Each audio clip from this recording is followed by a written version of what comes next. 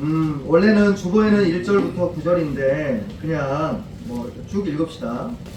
우리 33장 18절에서 34장 9절까지 읽겠습니다. 33장 18절에서 34장 9절까지입니다. 이게 전체 맥락이라서 끊기가 뭐해서 짧게 하려고 했는데 그래도 같이 읽읍시다. 18절에서 34장 9절까지 교독하죠. 제가 먼저 읽겠습니다. 33장 18절입니다. 모세가 이르되 원하건대 주의 영광을 내게 보이소서. 여호와께서 이르시되 내가 내 모든 세상 것을 내 앞으로 지나가게 하고 여호와의 이름을 내 앞에 선포하리라. 나는 은혜 베풀 자에게 은혜를 베풀고 긍휼히 여길 자에게 긍휼을 베푸느니라. 또 이르시되 내가 내 얼굴을 보지 못하리니 나를 보고 살 자가 없음이니라. 여호와께서 또 이르시기를 보라 내 곁에 한 장소가 있으니 너는 그 반석 위에 서라. 내 영광이 지나갈 때 내가 너를 반석 틈에 두고 내가 지나도록 내 손으로 너를 덮었다가 손을 거두리니 내가 내 등을 볼 것이요 얼굴은 보지 못하리라. 여호와께서 모세에게 이르시되 너는 돌판 둘을 처음 것과 같이 다듬어 만들라. 내가 깨뜨린 처음 판에 있던 말을 내가 그 판에 쓰리니 아침까지 준비하고 아침에 시내산에 올라와 산 꼭대기에서 내게 보이되 아무도 너와 함께 오르지 말며 온 산에 아무도 나타나지 못하게 하고 양과 소도 산 앞에서 먹지 못하게 하라.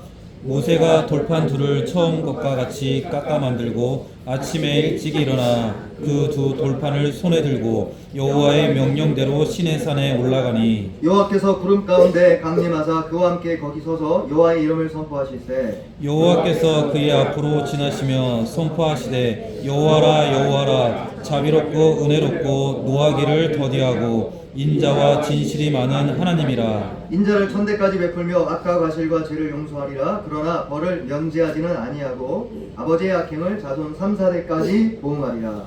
모세가 급히 땅에 엎드려 경배하며 같이 읽겠습니다. 이르되 주여 내가 주께 은총을 입었거든 원하건대 주는 우리와 동행하옵소서. 이는 목이 뻣뻣한 백성이니이다. 우리의 악과 죄를 사하시고 우리를 주의 기업으로 삼으소서. 아멘. 아멘. 네, 오늘이 예배에 대한 시리즈 설교 5번째 마지막 시간입니다. 34장 우리가 읽었던 34장 6절 7절 다시 한번 보시죠. 특별히 6절 7절은 이렇게 되어 있습니다. 여호와께서 그의 앞으로 지나시며 선포하시되 여호와라 여호와라 자비롭고 은혜롭고 노하기를 더디하고 인자와 진실이 많은 하나님이라.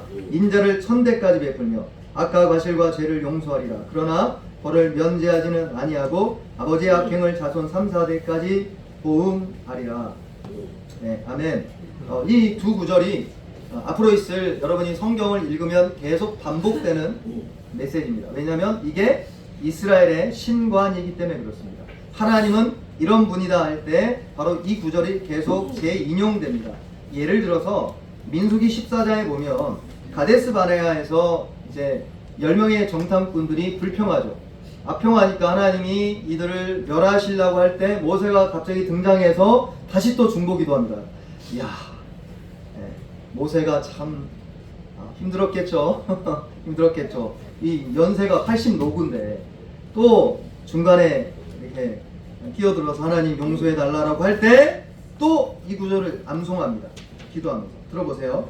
여호와는 노하기를 더디하시고 인자가 많아 죄악과 허물을 사하시나 형벌 받을 자는 결탄코 사하지 아니하시고 아버지의 죄악을 자식에게 갚아 3, 4대까지 이르게 하리라 하셨나이다. 하나님이 그 전에 그렇게 이야기했다고. 그리고 이렇게 이야기합니다.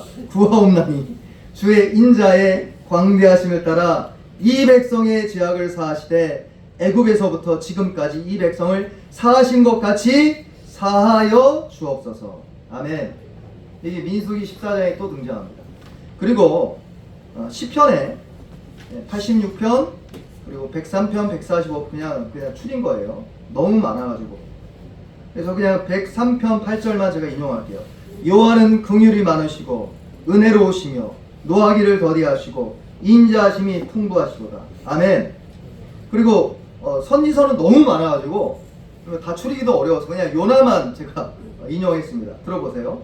요나가 매우 싫어하고 성내며 여호와께 기도하여 이르되 여호와여 내가 고국에 있을 때 이러하겠다고 말씀하지 아니하였나이까. 야, 대단한 사람이에요. 이분 기도하는데 하나님 앞에 따지고 있어요. 그러므로 내가 빨리 다시스로 도망하였사오니 주께서는 은혜로우시며 자비로우시며 노하기를 더디하시며 이내가 그 시사 뜻을 돌이켜 재앙을 내리지 아니하시는 하나님이신 줄을 내가 알았음이니이다. 즉 요나가 니느웨 성에게 경고하라라는 메시지를 주실 때부터 눈치를 챈 거예요.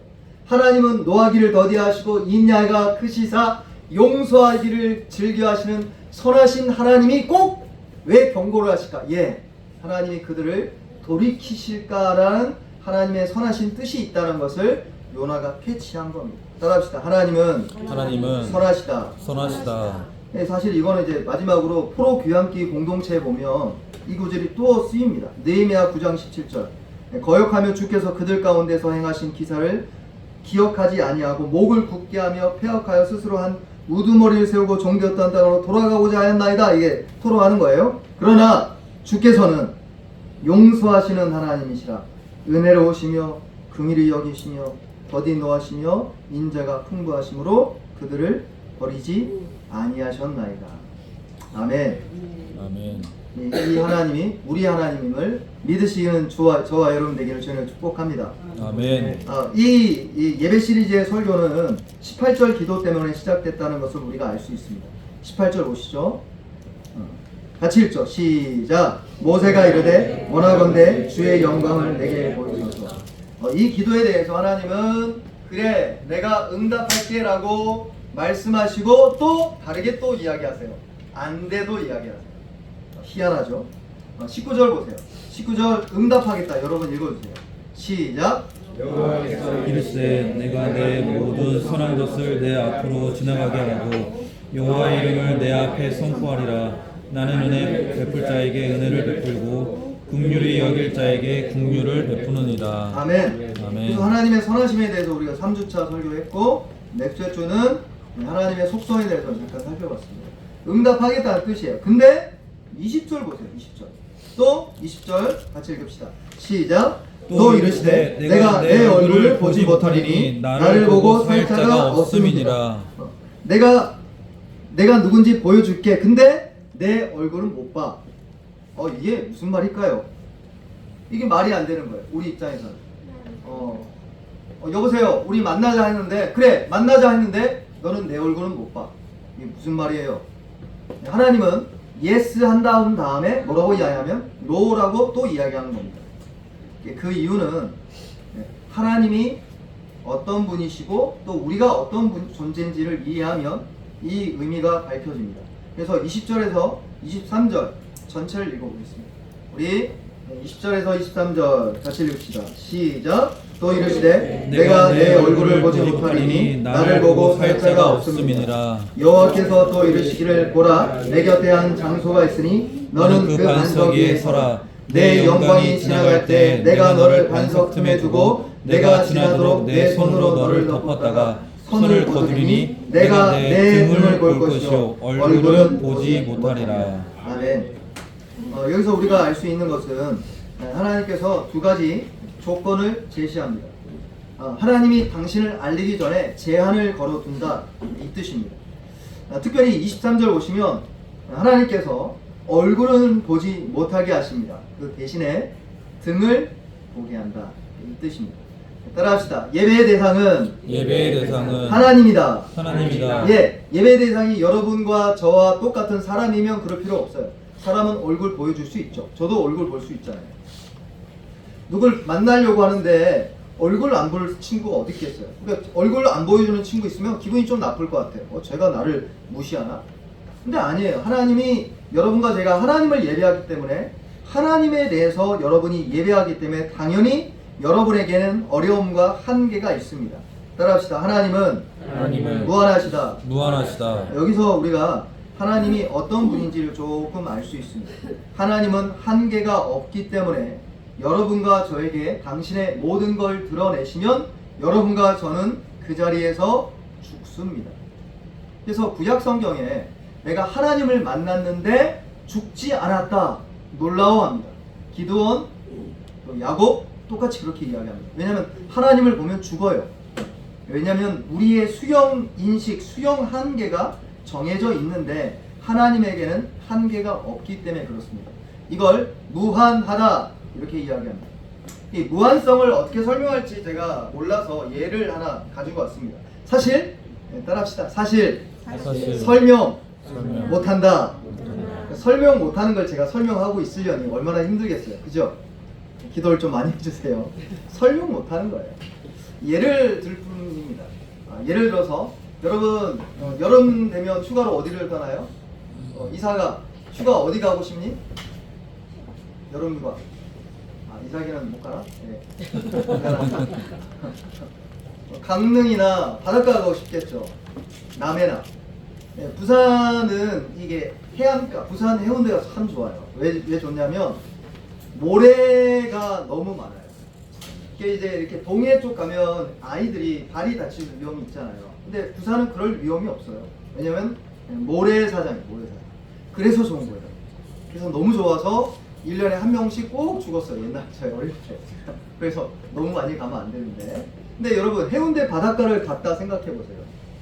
여러분 중에 관찰력이 있는 사람들은 모래가 몇 개인지 세고 있는 사람이 있을 수 있어요. 그죠?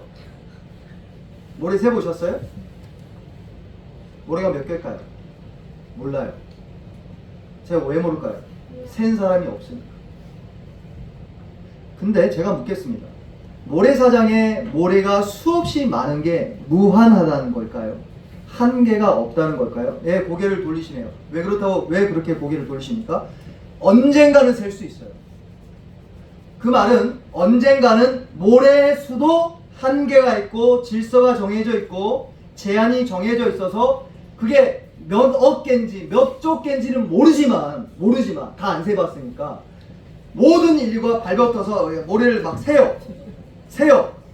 우리 때 안 되면 다음 때, 야 얘들아 80대 우리가 천국 갈 때가 얘들아 이제 아빠가 다 셌으니까 네가 아빠가 센 게 몇 조 뭐 그러니까 너 기록해놨으니까 그거 보고 이 모래니까 이 모래부터 또 세 여기서부터 예 하면은 언젠가는 결국은 말도 안 되는 예화지만 숫자가 정해져 있다는 겁니다. 예, 이건 무한한 게 아닙니다.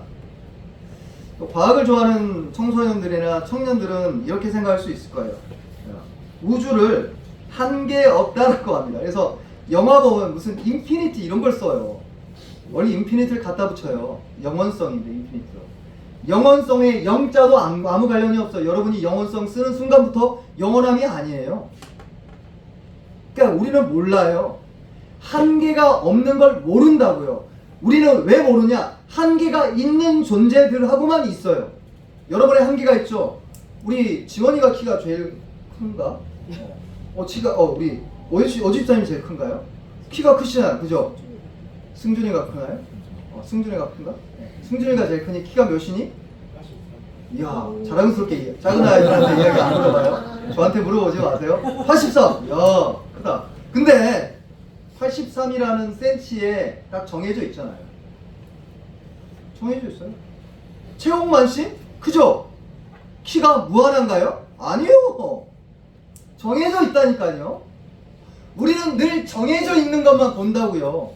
한계가 없다는 것을 모른다 이 뜻입니다. 그 이야기를 하고 싶은 겁니다.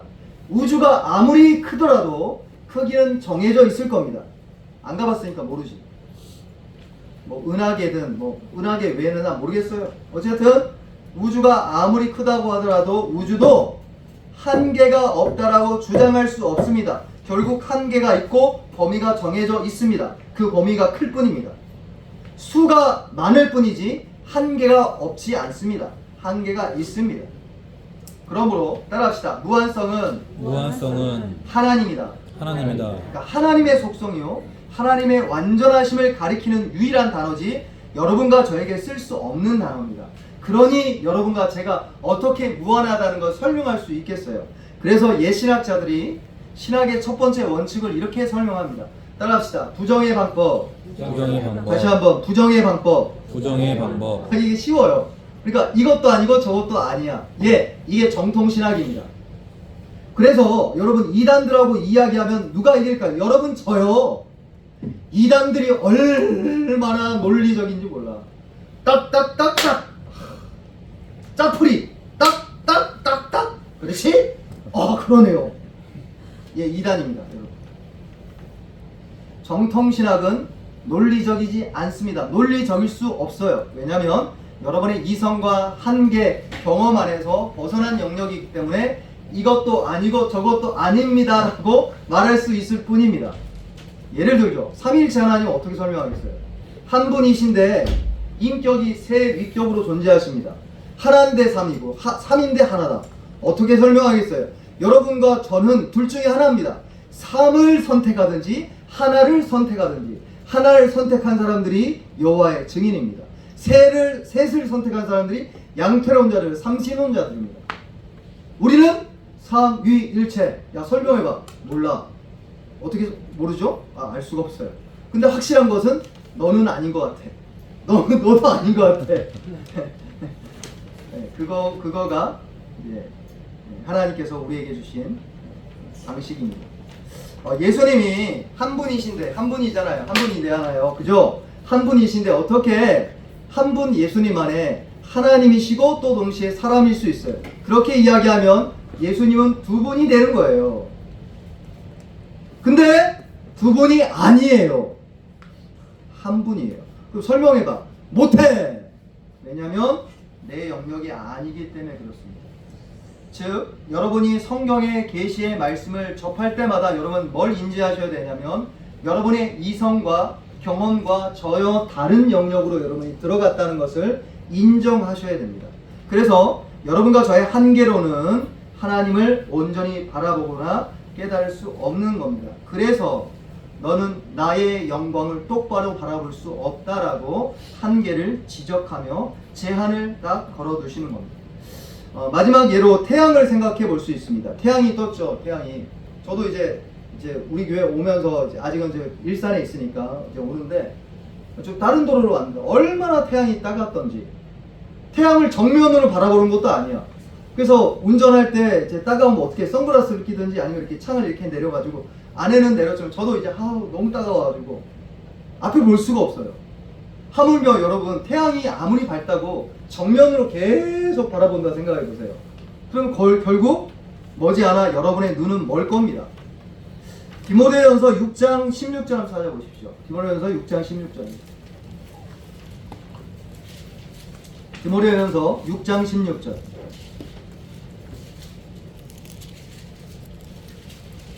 디모데전서 6장 16절입니다.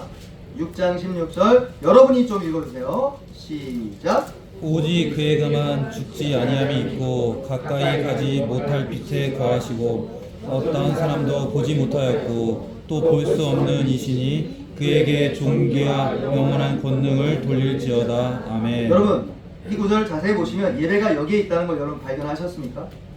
네, 중반절부터 상반절, 중반절은 뭐라고 이야기합니까? 하나님의 속성을 설명하는 겁니다.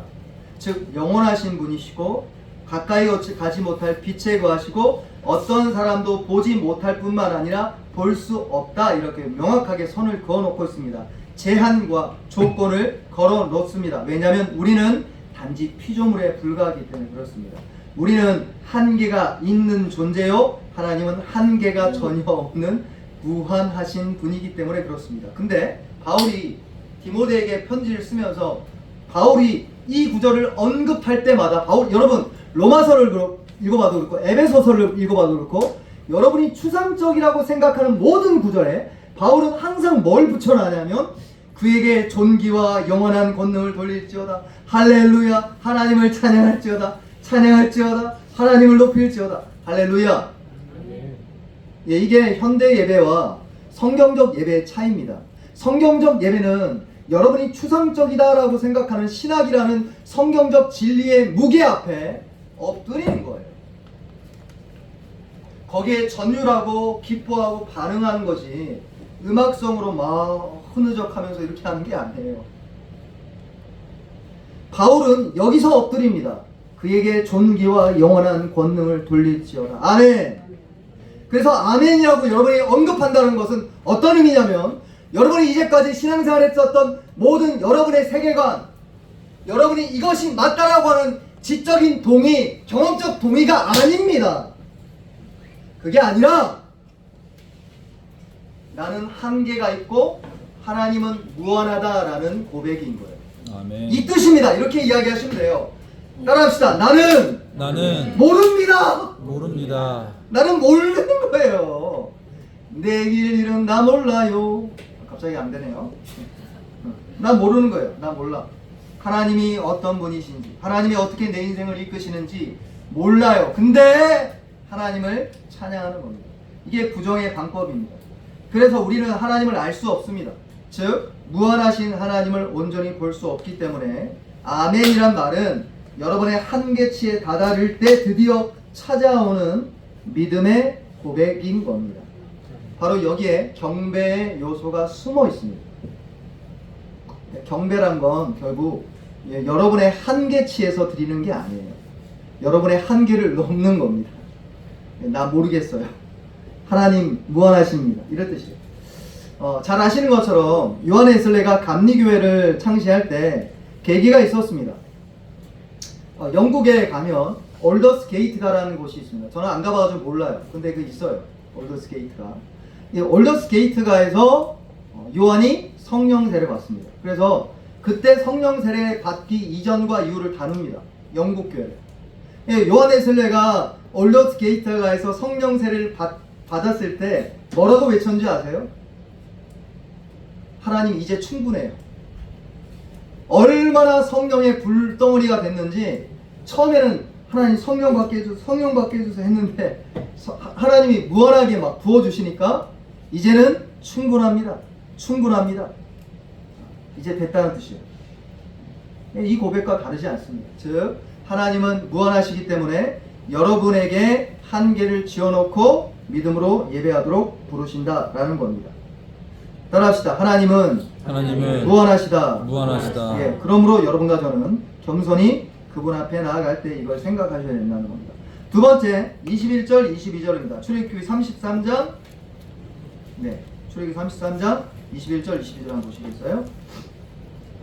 하나님께서 또 한 가지 조건을 거십니다. 참 하나님 하실 게 많으시죠? 33장 21절 22절 같이 읽읍시다. 시작. 여호와께서 또 이르시기를 보라 내 곁에 한 장소가 있으니 너는 그 반석 위에 서라. 내 영광이 지나갈 때 내가 너를 반석 틈에 두고 내가 지나도록 내 손으로 너를 덮었다가. 아멘. 여기 바위 틈에 너는 들어가라 라고 이야기합니다. 이 바위 틈은 그냥 시내산이 이렇게 바위로 돼 있는 산인데 거기에 벌어져 있는 틈새를 의미합니다. 즉 모세는 그 틈새에 들어가서 하나님이 지나갈 때 얼굴을 못 보니까 보면 죽으니까 지나갈 때 하나님이 지나가는 등만 본다 라고 언급하고 그 장면이 34장 오늘 읽었던 여호와라 자비롭고 은혜롭고 노하기를 더디하는 하나님이라 라는 모습을 선포하면서 지나갈 때 모세가 등을 보고 급하게 경배하고 엎드려 찬양하는 장면이 나옵니다. 그 장면입니다. 이 말씀은 우리에게 잘 알려져 있는 찬송가 494장 만세반석 열리니라는 찬송가에 잘 기록되어 있습니다. 어거스트 토플레디가 쓴 찬송 작가죠. 찬송시죠. 만세반석 열리니 그 다음 뭐죠? 네. 성경에서 다 한 겁니다. 만세반석 열리니 내가 들어갑니다. 만세반석은 예수 그리스도를 말하는 거고 그 뒷구절 뭐라고 하냐면 창의 허리 상하여 물과 피를 흘린 것 내게 요금 되어서 정결하게 하소서. 이 말은 앞에 있는 걸 설명하는 겁니다. 내가 만세반석 열렸는데 거기 들어가서 하나님을 예배합니다 이 뜻입니다. 아멘. 예수께서 창에 홀이 상하시고 물과 피를 흘리셔서 내게 효험이 돼서 나를 정결케 하는 방식을 통해서만 하나님의 영광을 바라볼 수 있다는 뜻입니다. 정확하게 터플레드는 이 말씀을 정확하게 해석한 겁니다. 즉 바위 틈, 반석은 그리스도 안에 있는 보배로운 십자가 보혈을 의미하는 겁니다. 아멘. 그러므로 우리는 하나님 앞에 예배하러 나올 때 무한하신 분, 영원하신 분, 거룩함이 영원하며 무한하며 변치 않는 그분이시기에 여러분과 제가 홀로 오거나 그냥 덜렁덜렁 올 수 없어요. 여러분, 누군가를 만날 때, 친구 만나는 상관없는데 어른들 만날 때 어떻게 해요? 엄마 아빠가 꼭 뭐라고 하시? 야 꼭 덜렁덜렁 가지만 선물 딱 챙겨가서 와. 알았지? 선생님 뵙는구나. 오랜만에 덜렁덜렁 가면 안 돼. 선물 엄마 챙겨놨어. 왜 그렇죠? 그냥 갈 수 없기 때문에 그렇습니다. 여러분과 저도 그냥 올 수 없습니다. 여러분과 제가 온다는 것은 어떤 걸 의미하냐면 여러분 안에 바위 틈이 있으며 하나님의 영광을 감출 수 있는 그 빈틈이 있는 겁니다. 즉 피할 곳을 찾아야 한다는 뜻입니다. 따라합시다. 우리를 위해 피할 곳이 있다. 피할 곳이 있다. 그것이 예수 그리스도입니다. 아까 이야기한 것처럼 여러분과 제가 죄가 없더라도 하나님 앞에 나아갈 때 그냥 갈 수 있다고 생각하십니까? 아닙니다. 중보자가 필요합니다. 죄 없는 천사도 눈을 가리지 않습니까? 스랍들이. 근데 하물며 우리는 죄인의 상태예요. 죄인된 몸을 갖고 천국까지 가야 돼요. 그러니 여러분과 저는 날마다 만세반석이신 예수님 안에 날마다 들어가지 않는 이상 여러분은 예배의 자리에서 하나님의 경의의 영광 앞에 설 수 없다는 겁니다. 그래서 우리는 예배할 때마다 우리 이름으로 나오지 않습니다. 따라합시다. 예수님의 이름으로 기도하고 예수님의 이름으로 예배하고 예수님의 이름으로 헌금하고 예수님의 이름으로 찬양하고 예수님의 이름으로 말씀을 읽고 아멘. 여러분 홀로 있지 않아요. 아멘. 그래서 여러분과 저는 여러분의 의와 공로로 나오면 예배는 실패한 겁니다. 실패한 거예요. 반드시 여러분과 저는 중보자이며 바위 틈이신 예수님 안에 들어가서 여러분의 존재를 감싸야 됩니다. 숨으시길 저는 축복합니다. 아멘. 34장 보세요. 34장. 그래서 이 구절이 그냥 끝나지 않고 모세가 엎드려 경배한 다음에 뭐라고 또 기도하냐면 9절입니다. 이렇게 기도하기를 축복합니다. 우리 9절 읽죠. 시작. 이르되 주여 내가 주께 은총을 입었거든 원하건대 주는 우리와 동행하옵소서. 이는 목이 뻣뻣한 백성이니이다. 우리의 악과 죄를 사하시고 우리를 주의 기업으로 삼으소서. 아멘. 여기 9절에 있는 이 표현은 굉장히 독특한 표현인데 가나안을 주님의 기업으로 삼으소서라 말하지 않죠. 따라합시다. 우리를 주님의 기업으로 삼으소서. 이 말이 뭘까요? 이 말은 출애굽 19장에 있는 표현과 유사한 표현인데 나를 하나님의 보배로운 소유로 만들어 달라는 뜻입니다. 근데 문제는 하나님입니다. 하나님은 변하지 않죠. 우리는 늘 바뀌어요. 기도하다가도 기도 안 하고 예배하다가도 예배 안 드리고 그죠? 그리고 여러분 정신 차리고 막 뜨겁게 기도하고 신년 새 되면 또 이제 우리가 기도하면서 또 준비할 텐데 그러면 좀 예배 열심히 나오다가 또 시간 지나면 또 바뀌잖아요. 하나님은 안 바뀌시는 분이지 않습니까? 그래서 이 표현은 어떤 의미냐면 하나님께서 우리를 가져달라, 내가 하나님의 보배로운 소유가 되달라라는 기도인데 문제는 하나님의 본성이 죄인과 함께 있을 수 없기 때문에 그렇습니다. 그래서 하나님에게 뭐라고 기도하냐면 우리의 악과 죄를 용서하여 주옵소서. 그러니까 여러분 여러분 회개 기도는 예수 처음 믿을 때 그냥 남겨두고 그냥 오는 게 아니에요. 그래서 구원파는 정말 잘못된 거예요. 구원파나 하이퍼 칼비니즘 혹은 개혁주의 안에서 이성적이고 논리적인 사람들은 그냥 영원전에 하나님이 용서할 때 뭐가 성경이 있어요? 어디 있어요? 성경에 영원전에 용서하는 게. 여러분이 예수 믿을 때 용서하십니다. 아멘.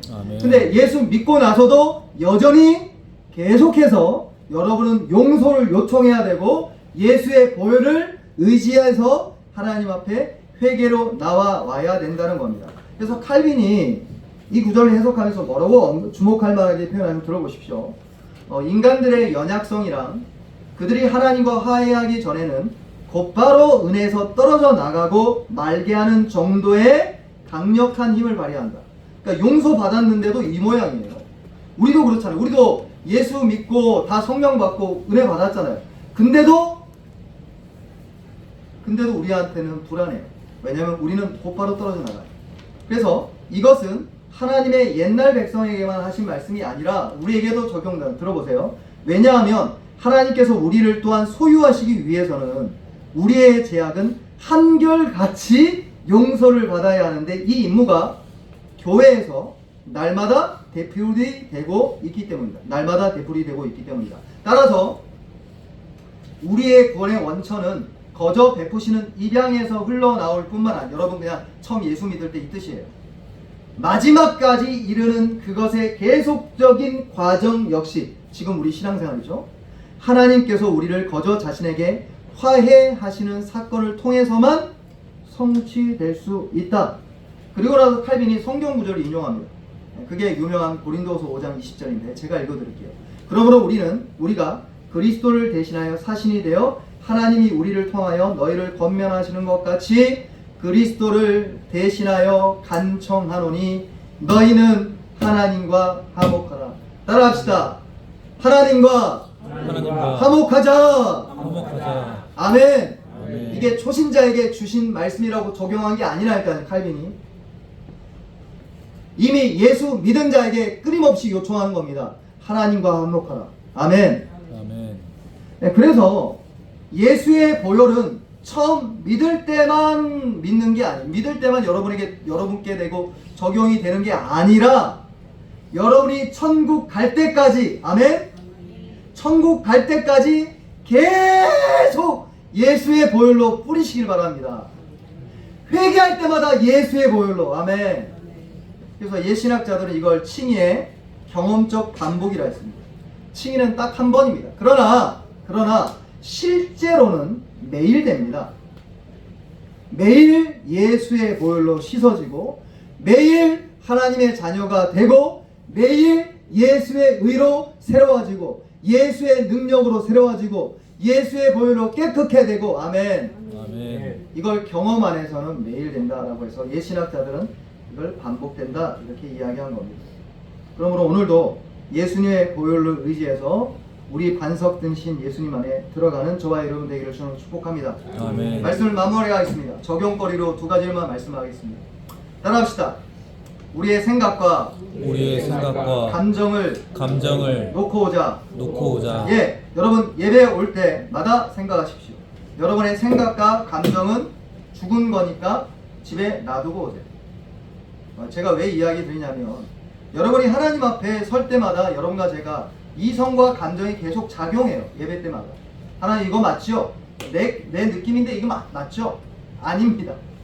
따라합시다. 아니다. 네 생각이다. 네 감정이다. 예, 객관적이지도 않고 법적이지도 않습니다. 예, 여러분 우리 객관적이지 않아요. 예, 여러분 이걸 인정하셔야 돼요. 우리는 지극히 주관적입니다.